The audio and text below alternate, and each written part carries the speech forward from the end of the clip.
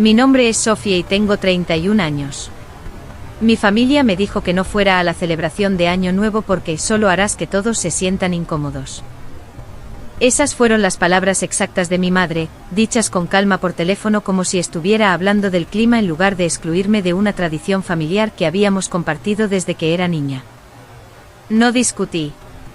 No supliqué. Solo dije está bien y colgué. Luego me senté en el borde de mi cama en mi apartamento, mirando a la pared mientras la ciudad afuera se preparaba para celebrar sin mí. Así que pasé la noche sola en mi apartamento con las luces apagadas, la televisión en silencio, viendo los fuegos artificiales a través de la ventana como si pertenecieran a otro mundo. Me dije a mí misma que estaba bien con eso. Me dije que yo había elegido esto, pero la verdad era que dolía más de lo que esperaba. Exactamente a las 12:15 de la noche sonó mi teléfono. Era mi hermano. En el momento en que respondí, supe que algo andaba mal. Su respiración era irregular, agitada y llena de pánico, como si hubiera estado corriendo. Su voz temblaba mientras decía, Sofía, ¿qué hiciste? Papá acaba de ver las noticias y no está respirando bien. Harás que todos se sientan incómodos. Esas palabras me golpearon más fuerte que cualquier insulto que mi familia me hubiera lanzado jamás. Me apoyé contra la encimera de la cocina, apretando el teléfono con tanta fuerza que me dolían los dedos. Cálmate, dije. ¿Qué noticias? ¿De qué estás hablando? Pero antes de que pudiera responder, mi mente ya estaba repasando todo lo que había llevado a este momento, porque mi familia no me prohibió ir a la víspera de Año Nuevo de la nada. Esto se había estado gestando durante años. Para ellos, yo era la rara, la difícil, la hija que no encajaba en la imagen perfecta que les gustaba mostrar al mundo. Mis padres amaban la estabilidad, la previsibilidad, las carreras seguras, las vidas seguras. Mi hermano siguió el guión a la perfección: trabajo corporativo, matrimonio a los 30, casa en los suburbios. Mientras tanto, yo renuncié a un buen trabajo a los 26 años para empezar mi propia empresa con nada más que mis ahorros y la terca creencia de que podía construir algo más grande. Fue entonces cuando empezaron los comentarios: estás siendo poco realista. Crees que eres más inteligente que los demás. Haces que la gente se sienta incómoda con tus ideas. Las cenas familiares se convirtieron en interrogatorios.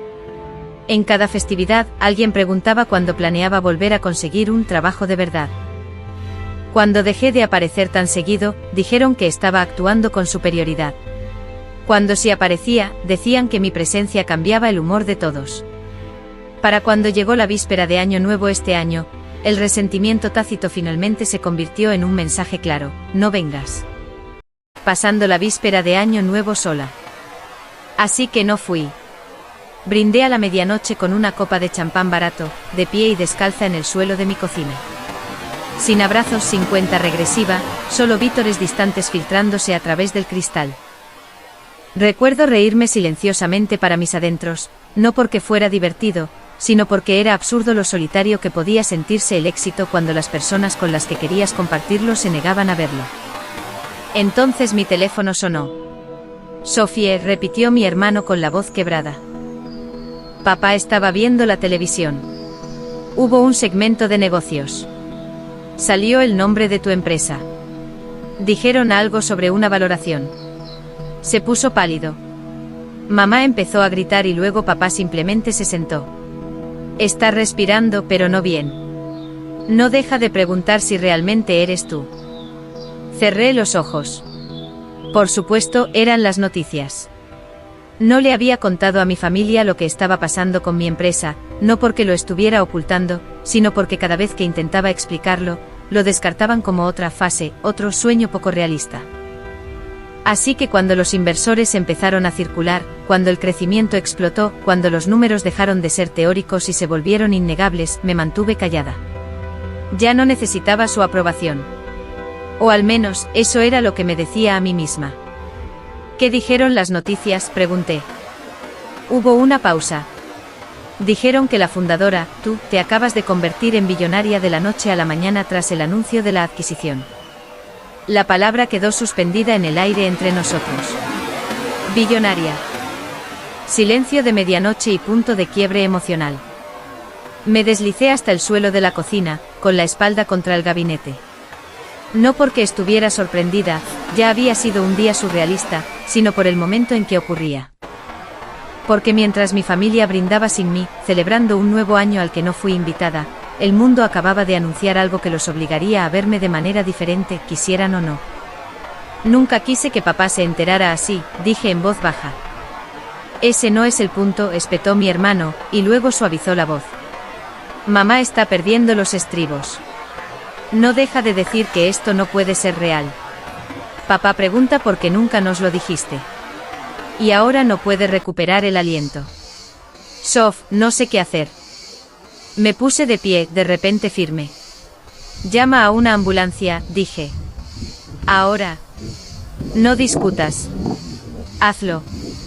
Al colgar, miré a mi alrededor en mi apartamento, el mismo lugar que mi familia imaginaba como la prueba de que había fracasado, de que estaba pasando apuros, de que de alguna manera estaba atrasada en la vida. Ellos no vieron las noches sin dormir, los riesgos, los sacrificios. No vieron la versión de mí que siguió adelante incluso cuando nadie aplaudía.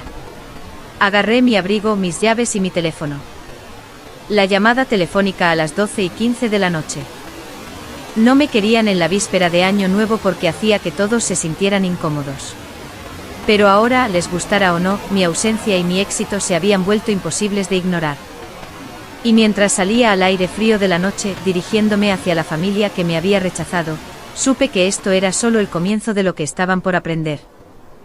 Para cuando llegué a la casa de mis padres, la calle estaba llena de luces intermitentes, rojas y azules bañando las paredes familiares como una advertencia. Una ambulancia estaba en la entrada con las puertas traseras abiertas, y la voz de mi madre cortaba el aire frío incluso antes de que yo bajara del coche. Estaba llorando, mitad sollozando, mitad discutiendo con un paramédico, repitiendo mi nombre como si fuera a la vez una pregunta y una acusación. Adentro, mi padre estaba sentado en el sofá con una máscara de oxígeno presionada contra su cara, su pecho subiendo de forma irregular, sus ojos muy abiertos y desenfocados. Cuando me vio, intentó incorporarse, el pánico aflorando de nuevo, y uno de los paramédicos lo empujó suavemente hacia abajo, diciéndole que respirara despacio. Mi hermano estaba a un lado, pálido y estremecido. Y por un breve momento, nadie habló, como si mi sola presencia hubiera succionado el aire de la habitación. Papá ve las noticias. Los ojos de papá nunca se apartaron de mí. Incluso con la máscara puesta, su voz era áspera cuando logró hablar. ¿Es cierto?, preguntó. ¿Lo que vi en las noticias? Sophie, ¿realmente eres tú? La habitación se sentía demasiado pequeña, con los años de silencio y juicio presionando desde cada rincón. Asentí una vez. Sí, dije. Es cierto. El llanto de mi madre se detuvo abruptamente, reemplazado por una inhalación aguda. Billonaria, susurró como si la palabra pudiera romper algo si se decía demasiado alto. No la corregí, no lo edité ni lo adorné. De la noche a la mañana, dije, porque eso era lo que decía el titular, aunque todos supiéramos que era el resultado de años por los que nadie en esa habitación se había molestado en preguntar. Los paramédicos intercambiaron una mirada, aliviados de que la respiración de mi padre comenzara a estabilizarse. Dijeron que fue un ataque de pánico provocado por el impacto y que estaría bien, pero que necesitaba descansar. Cuando se fueron, la casa quedó sumida en un silencio inquietante. Mi madre me hizo un gesto para que me sentara, pero luego se detuvo, como si no estuviera segura de si todavía se le permitía hacer ese gesto. Pánico familiar y la verdad revelada. Papá se quitó la máscara, con la voz más calmada ahora, pero pesada. ¿Por qué no nos lo dijiste?, preguntó, no con enojo, sino confundido y herido. Sentí que algo dentro de mí se tensaba.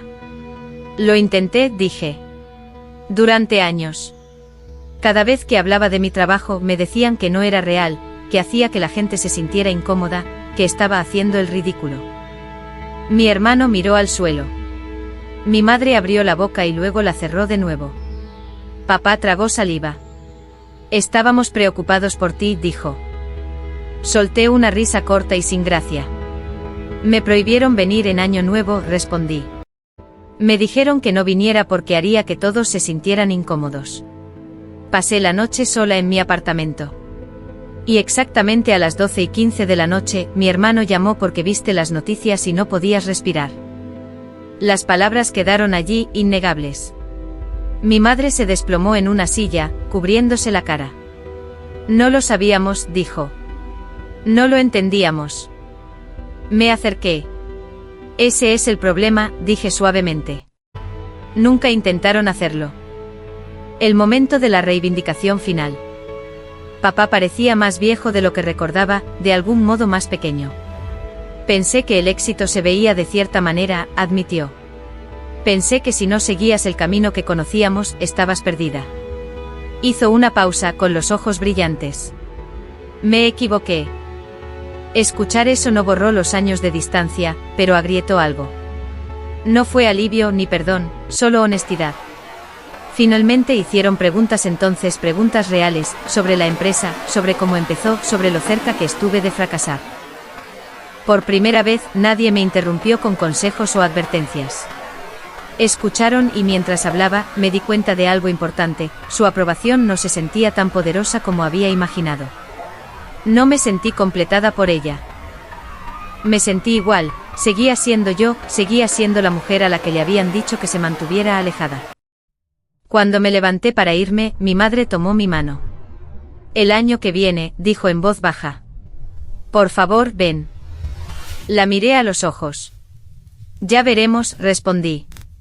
Porque las invitaciones no significan nada si solo se extienden después de que el mundo decide que vales algo.